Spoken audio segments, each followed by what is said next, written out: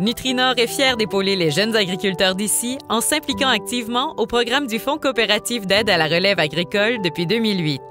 Ce programme, divisé en 2 volets et d'une durée de 3 ans, permet aux jeunes productrices et producteurs agricoles membres de Nutrinor de bénéficier d'un soutien financier grâce à la collaboration du Mouvement des Jardins, d'un soutien professionnel et d'une offre de développement des compétences. Depuis le début du programme, plus de 400 000 $ ont été remis via ce fonds coopératif d'aide à la relève agricole.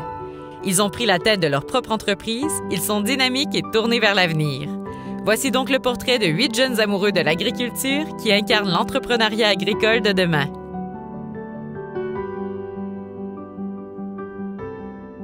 La ferme du Lys Blanc, ça a débuté avec mon grand-père Jean-Henri.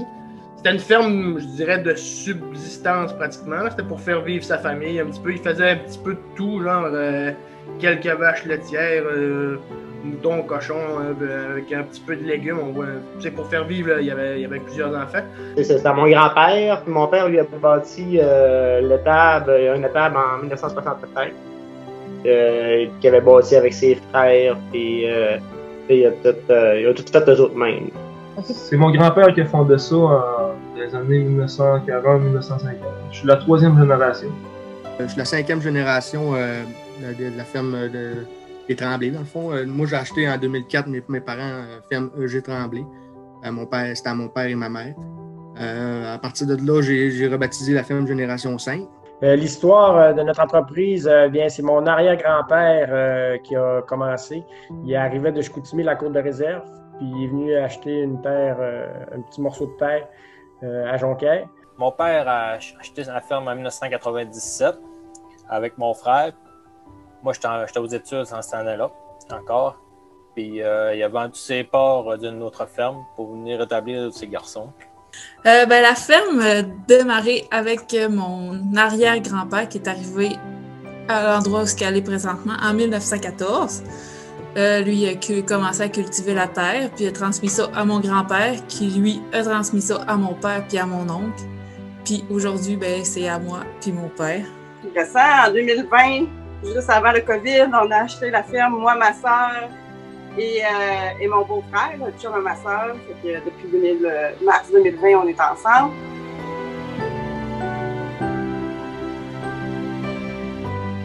Quand j'étais jeune, j'ai commencé tout de suite à suivre mon père et ma mère à presser du foin, à aller à l'étable. Ma mère m'amenait tout le temps tirer les vaches avec eux autres parce que les autres n'avaient pas d'employés dans ce temps-là. Pouvoir nourrir du monde, puis la gestion qui va avec aussi de ça. Ce qui me rend heureuse de me lever le matin, c'est de voir mes vaches bien, puis heureuses. C'est le plus beau métier du monde, là. Tu peux pas avoir mieux que ça tant qu'à moi.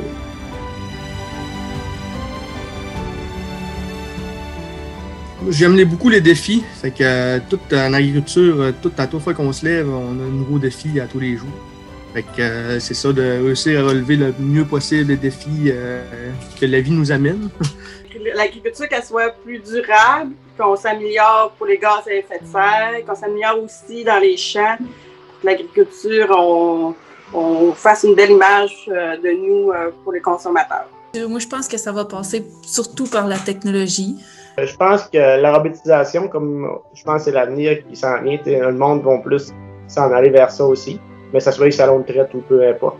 Réussir à faire une belle transition avec mon père, puis mieux concilier aussi un petit peu travail, famille, loisirs, ces choses-là. Avec les événements de la dernière année, on a vu que la sécurité alimentaire est importante, puis que l'agriculture a toujours sa place dans notre société, là.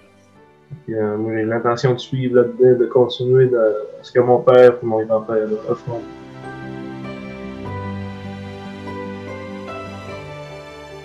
Quand on sait aussi qu'il y a des... qu'on est soutenu par des organismes et tout ça, ça aide aussi des fois juste à faire un peu... à savoir qu'on est soutenu, ça aide le moral, ça aide. Des fois, ça peut diminuer le stress, des choses comme ça. C'est le fun de se sentir appuyé aussi, là. Bon, les formations, ça a été l'outil de plus qu'on va avoir pour nous aider. Je trouvais que c'était une bonne idée aussi de la formation continue, m'aider à... Des fois, ça nous force à faire de la formation, parce que c'est pas toujours évident au quotidien. Moi, je veux m'impliquer de plus en plus, comme on avait dit tantôt, dans l'agriculture de proximité. Puis parler avec d'autres producteurs qui ont la même situation que nous, c'est toujours un plus aussi. Puis aussi, c'est non négligeable là, l'aide financière que ça apporte. Mais ça nous aide, c'est un gros plus, puis on l'apprécie. Fait que merci. Merci à ces 8 productrices et producteurs agricoles pour leur implication dans ce programme. Bon succès!